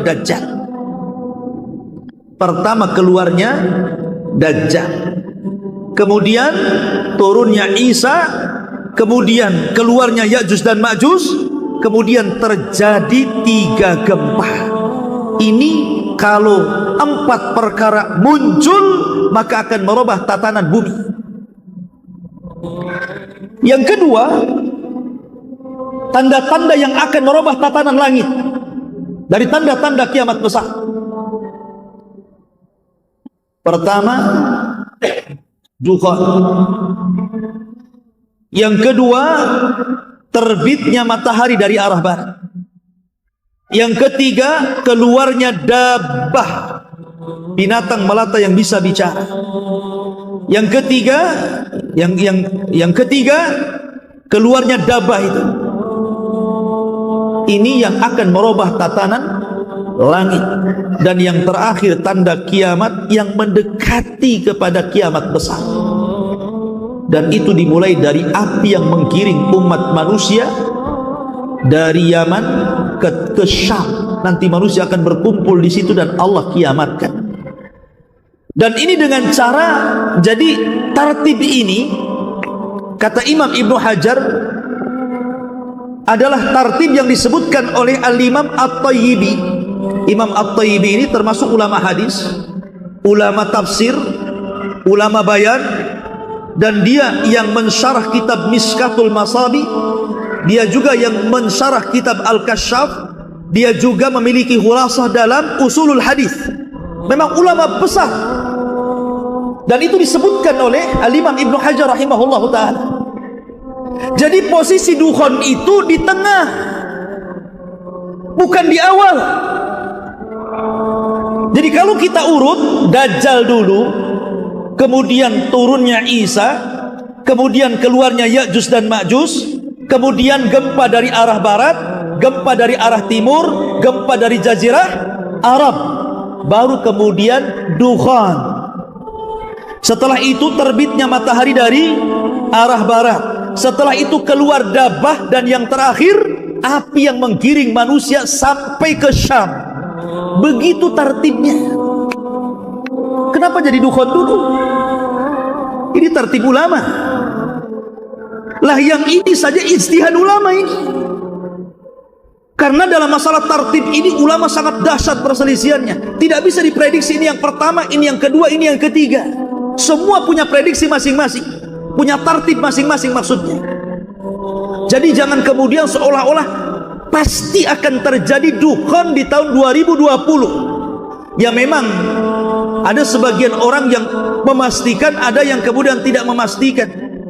Yang tidak memastikan dari segi bahasa seolah-olah memastikan masalahnya, kan begitu ya. Bahasa retorikanya itu seolah-olah memastikan, padahal dia sudah ngomong ya mudah-mudahan prediksi dia salah, tapi habis itu kemudian menakut-nakuti manusia. Begini, begitu, begini, harus kumpulkan kurma 1 tahun, nanti kalau kelaparan kan sudah banyak kurma, katanya. Ikhwatu fiddin, ini perkara gaib ya. Ini bukan perkara-perkara enteng, ini perkara keyakinan. Ma'asyiral muslimin yang dimuliakan Allah Azza wa Jalla. Adapun tentang masalah perselisihan dukhon, pertama ulama mengatakan bahwa dukhon itu sudah pernah terjadi. Dukhon itu pernah terjadi. Kapan? Di zaman Nabi SAW, dan itu adalah pendapat siapa? Pendapat dari Abdullah bin Mas'ud. Sudah terjadi dukhon itu. Dan pendapat Abdullah bin Mas'ud ini dikuatkan oleh Imam Ibnu Jarir At-Tabari. Dia kuatkan pendapat Ibnu Mas'ud ini bahwa dukhon sudah terjadi dan tidak mungkin ada lagi. Sebagaimana hadis Nabi SAW, perkataan Abdullah bin Mas'ud yang tadi saya katakan, ada 5 perkara yang sudah berlalu, salah satunya dukhon. Kemudian pendapat yang kedua, dan ini pendapat kebanyakan atau mayoritas para ulama salafan wa khalafan, baik ulama salaf atau ulama yang khalaf yang sekarang, seperti dahulu Ali bin Abi Thalib, kemudian Abdullah bin Abbas, kemudian Abu Sa'id Al-Khudri. Dan ini juga dikuatkan oleh Al-Hafidh Ibnu Katsir. Abdullah bin Umar juga berpendapat seperti ini ya. Dukhon itu kata mereka, annad dukhan huwa minal ayatil muntadharah allati lam ta'ti ba'd. Dukhon itu adalah tanda-tanda dari tanda-tanda kiamat besar yang belum terjadi. Kapan terjadinya? Nanti sebelum matahari terbit dari arah barat, bukan dari permulaan ya. Ini pendapat yang kedua. Pendapat yang ketiga menggabungkan 2 pendapat ini, bahwa dukhon itu ada 2. Ada dukhon yang sudah terjadi di zaman Rasul, dan ada dukhon yang merupakan tanda-tanda kiamat, dan itu akan terjadi nanti. Dan ini adalah pendapat An-Nawawi, kemudian Imam Qurtubi dalam tafsirnya, dan juga At-Tabari juga menguatkan pendapat ini. At-Tabari punya 2 kata-kata. Dia menguatkan pendapat Abdullah bin Mas'ud, dan juga dia menguatkan pendapat ini. Ma'asyiral muslimin yang dimuliakan, tetapi yang rajih wallahu a'lam, bahwa dukhon itu belum terjadi. Kalau ini maksud tanda-tanda kiamat besar, belum terjadi. Baik, kita akan bercerita tentang tartib dari tanda-tanda kiamat. Pertama, tanda-tanda kiamat dimulai dari munculnya Dajjal. Tidak ada satupun nabi melainkan pasti akan memperingatkan umatnya akan kemunculan Dajjal. Karena fitnah Dajjal ini fitnah yang bukan fitnah biasa, tapi fitnah luar biasa. Memfitnah setiap agama manusia, awalnya mengaku nabi dan akhirnya mengaku Tuhan. Dan sebagian besar manusia menjadi pengikut Dajjal, terutama kaum wanita. Bagaimana tidak? Sebelum kedatangan Dajjal akan terjadi 3 tahun kekeringan. Langit ditahan sepertiganya, bumi pun ditahan sepertiganya tidak tumbuh. Tahun kedua, langit ditahan 2/3-nya, bumi pun ditahan 2/3-nya tidak tumbuh sehingga kering kelontang. Kemudian yang ketiga, tahun ketiga, seluruh langit ditahan dan bumi pun ditahan, semuanya tidak tumbuh. Manusia kelaparan. Disitulah Dajjal muncul. Kemudian Dajjal akan datang kepada sebuah perkampungan yang sudah hancur ekonominya, sudah tidak bisa lagi ditanami kebun dan ladangnya, tidak ada makanan yang akan dimakannya. Kata Dajjal, kalau kalian beriman kepadaku, kusuburkan tanah kalian, kugemukkan hewan-hewan kalian, kuberikan kalian pembendaharaan yang ada dalam bumi. Mau apa? Emas, perak, jamrud. Gimana orang tidak kufur saat seperti itu? Jangankan saat-saat seperti itu, ada gempa tsunami saja, datang orang Nasrani, datang orang yang hendak memurtadkan orang, hanya diberikan 1 karung beras, 1 pakaian, suruh murtad mau kadang-kadang. Ini jelas-jelas ini kondisinya kan begitu ya.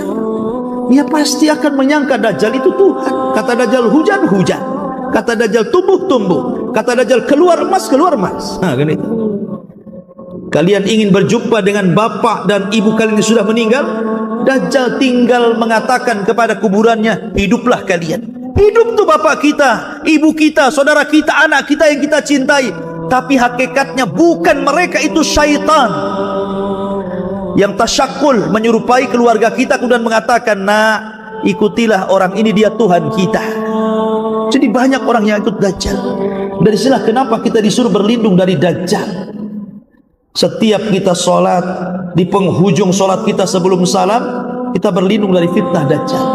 Setiap hari Jumat kita disuruh membaca awal atau akhir 10 surah Al-Kahfi dalam rangka perlindungan Dajjal.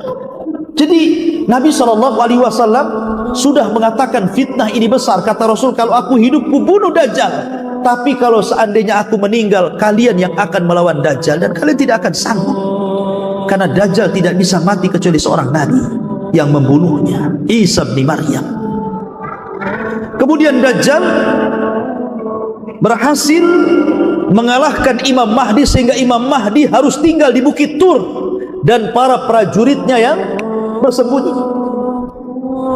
Ketika kemudian tidak ada jalan lain kecuali harus jihad, mati syahid atau hidup mulia, maka ketika menjelang subuh turunlah Isa bin Maryam.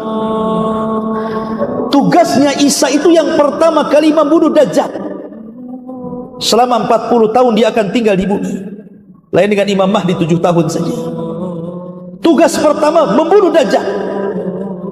Baru ada tugas yang lainnya, membunuh babi, mematahkan salib, dan akan memimpin kaum muslimin, dan akan memasukkan Islam sebagian ahli kitab. Wa in min ahlil kitab illa la yu'minanna bihi qabla mautihi. Dan sebagian ahli kitab itu akan beriman kepada Islam sebelum kematian Isa. Dan Isa akan memimpin kaum muslimin setelah meninggalnya Imam Mahdi. Ketika di zaman Isa inilah, belum lagi Isa wafat, Allah kemudian hancurkan benteng yang dibangun oleh Dzulqarnain. Di balik benteng itu ada 2 kabilah besar. Satu kabilah Ya'juj dan yang kedua kabilah Ma'juj. Jumlah mereka banyak. Satu di antara kita 999 dari mereka. Banyak.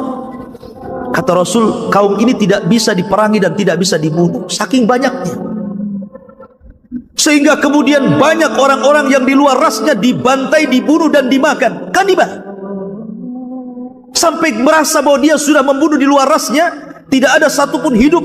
Orang-orang yang hidup di bumi, dia sombong kemudian menatap langit dan mengatakan, qatalna man fil ardi sanaqtuluhu man fis sama. Kami sudah membunuh semua orang yang ada di bumi, kau juga ya yang di langit kami akan bunuh juga, katanya. Maka mereka mengarahkan tombak, panah, lembing, dilempar. wa makaru makran wa makarna makran wallahu khairul makirin. Mereka hendak membuat makar, Allah pun buat makar. Panah mereka disedot sampai tidak kelihatan di balik awan. Kemudian dikembalikan lagi seolah-olah ujungnya sudah berlumuran darah. Pada Allah sengaja membuat itu. Tidak ada orang yang mati. Maksudnya tidak ada makhluk yang mati di langit. Tapi mereka makin sombong seolah-olah sudah membinasakan orang yang di langit. Maka disitulah Allah tampakkan kekuatannya. Allah kirim satu makhluk kecil namanya naghaf, ulat, masuk di tengkuknya, satu mati semua. Kan gitu. Allah kok dilawan?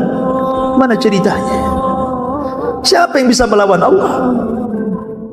Ketika Ya'juj dan Ma'juj habis semuanya meninggal dunia karena diazab oleh Allah Subhanahu wa taala dengan ulat, maka kemudian Allah kirim burung-burung besar mengangkat jasadnya, dilempar tah ke mana wallahu alam, tah ke lautan, tah berantah di mana. Tapi kemudian Allah turunkan hujan, Allah bersihkan lagi bumi sehingga Isa bin Maryam dikembalikan lagi dalam kehidupan yang luar biasa. Tuba liman asya ba'dal masih. Beruntung orang-orang yang hidup di masa Isa bin Maryam hidup, di mana cangkang delima bisa masuk orang di dalamnya. Belum tahu cangkang delima? Sebesar apalah delima itu? Kalau cangkangnya orangnya bisa masuk, berarti delimanya besar. Seperti itu buah-buahan itu. Berarti kalau buah durian antum bisa tidur tuh di cangkangnya itu. Artinya bahwa itu barokah, betul-betul barokah. Dikembalikan lagi bumi itu sebagaimana aslinya, berkah di mana-mana. Sampai Isa bin Maryam kemudian meninggal dunia. Setelah Isa bin Maryam kemudian meninggal dunia, maka kemudian manusia kembali, sebagian mereka kufur dan sebagian mereka tetap beriman. Lah ketika itu orang dihebohkan karena di daerah yang sangat jauh nun di sana, di daerah barat, Hashfun bil Masjid, di daerah timur, rupanya Allah Subhanahu wa taala kirim gempa, bukan hanya menghancurkan satu desa. Kayak Lombok itu kan satu kabupaten tuh, jadi bubur tuh. Ini bisa menghancurkan satu negara. Dari timur terdengar ada gempa satu negara rata. Maka orang pun heboh dengan berita tentang ada gempa yang bisa menghancurkan negara-negara. Baru saja mereka mendengar di arah timur itu terjadi gempa yang dahsyat, dari barat pula mereka mendengar bahwa sama di barat juga terjadi gempa hebat sehingga menghancurkan negara-negara. Setelah itu rupanya di Jazirah Arab pun terjadi gempa di mana-mana, satu dunia, sehingga orang kemudian kesulitan tempat tinggal, kesulitan ekonomi, keadaan mereka miskin. Mulailah kemudian mereka semakin jauh, maka sebagian mereka semakin kufur, tapi ada juga yang masih istiqamah di situ. Maka dalam kondisi seperti itu, tiba-tiba Allah mengingatkan mereka agar mereka tobat. Fartaqib yauma ta'tis sama' bidukhanin mubin. Di sini letak dukhan, bukan di awal. Di sini letak dukhan. Allah tiba-tiba mengirimkan dukhan, satu dunia gelap dengan asap. Asap ini masuk ke rumah, ke gang, ke gua, ke jalan. Tidak ada satupun kecuali menghirup dukhan. Setiap hari banyak orang yang meninggal gara-gara menghirup dukhan ini. Ma'asyiral muslimin yang dimuliakan Allah Subhanahu wa ta'ala, akhirnya mereka pun mulai sadar mereka sudah jauh dari Allah Azza wa Jalla. Mereka berdoa, Rabbana kshif anna al-adhab inna mu'minun.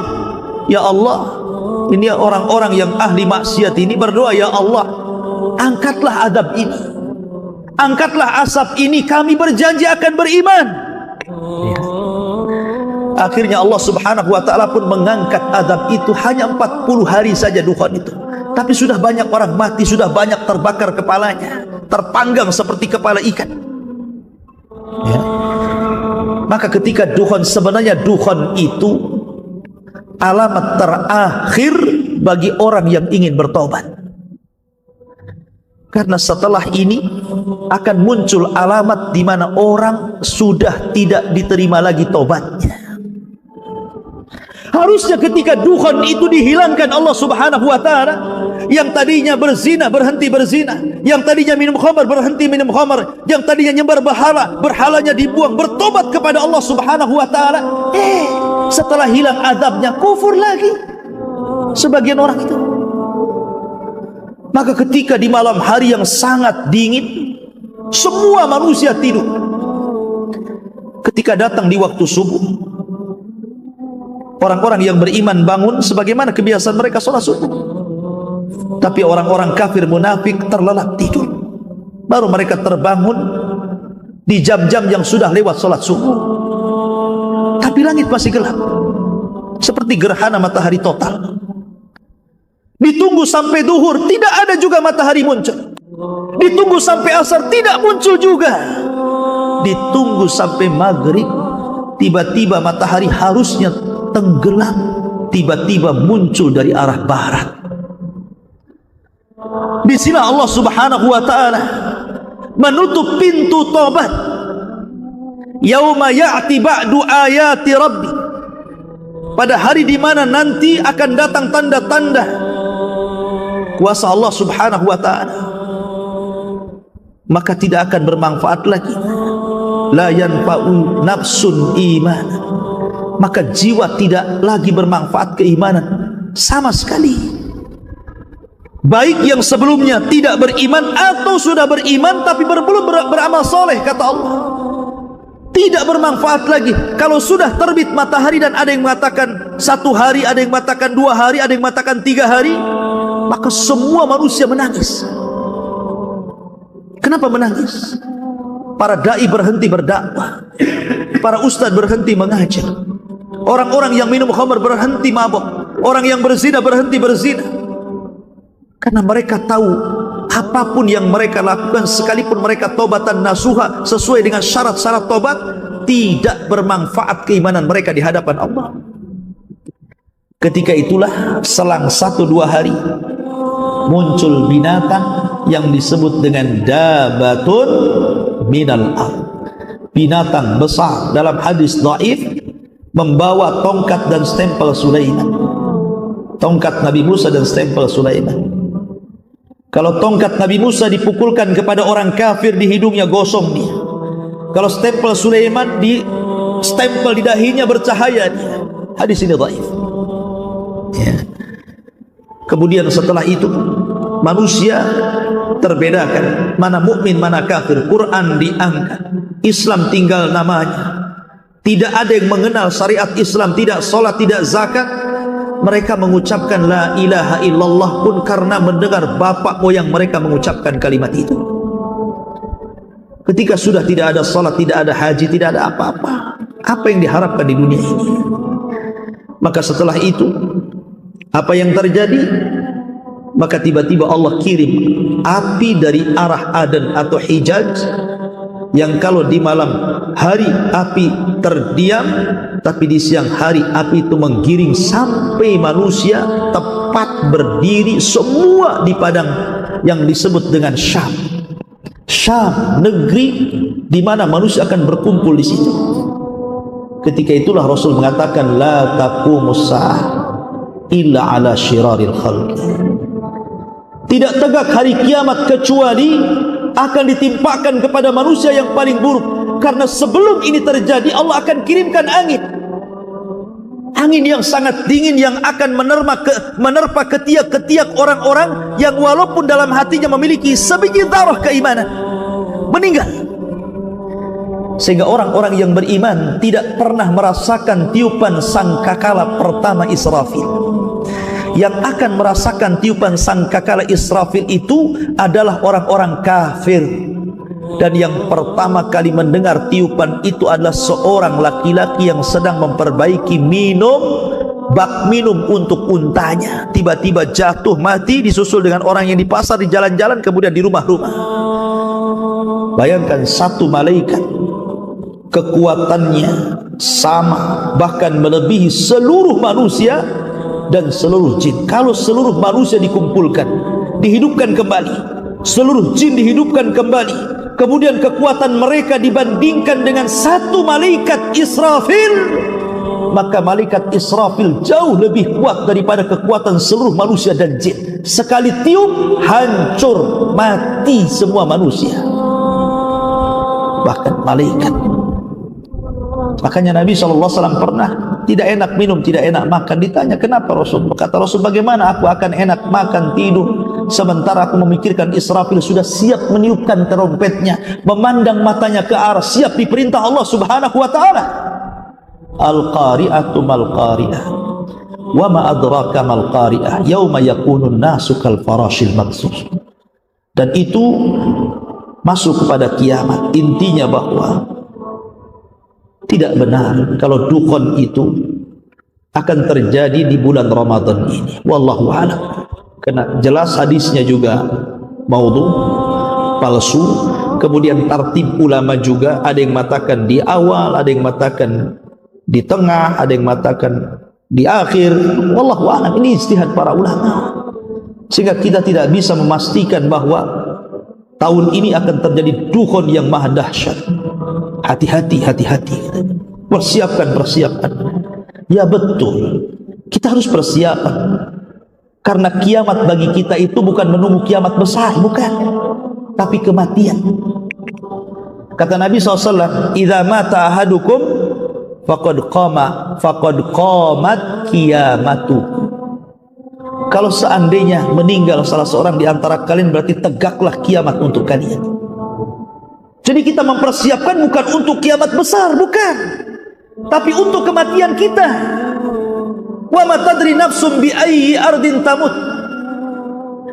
Kita tidak tahu meninggal di mana, tapi kematian sebuah kepastian. Idza jaa ajaluhu la yastakhiruna sa'atan wa la yastaqdimun. Kalau ajal datang, tidak akan nunggu-nunggu. Ya. Dan setiap orang mati berarti tegaklah kiamatnya. Karena kita tahu kita akan mati, itulah makanya kita persiapan. Makanya Rasul mengatakan, al-kayyisu man dana nafsa wa amila lima ba'dal maut. Orang yang cerdas itu adalah orang yang introspeksi diri dan mempersiapkan bekal untuk sebelum kematian. Itu orang cerdas namanya. Ya. Bukan sibuk kita kumpulkan makanan untuk makan 1 tahun. Kita kumpulkan uang-uang kalian pakai emas, kita kumpulkan 1 tahun, nanti nggak ada uang lagi. Bukan.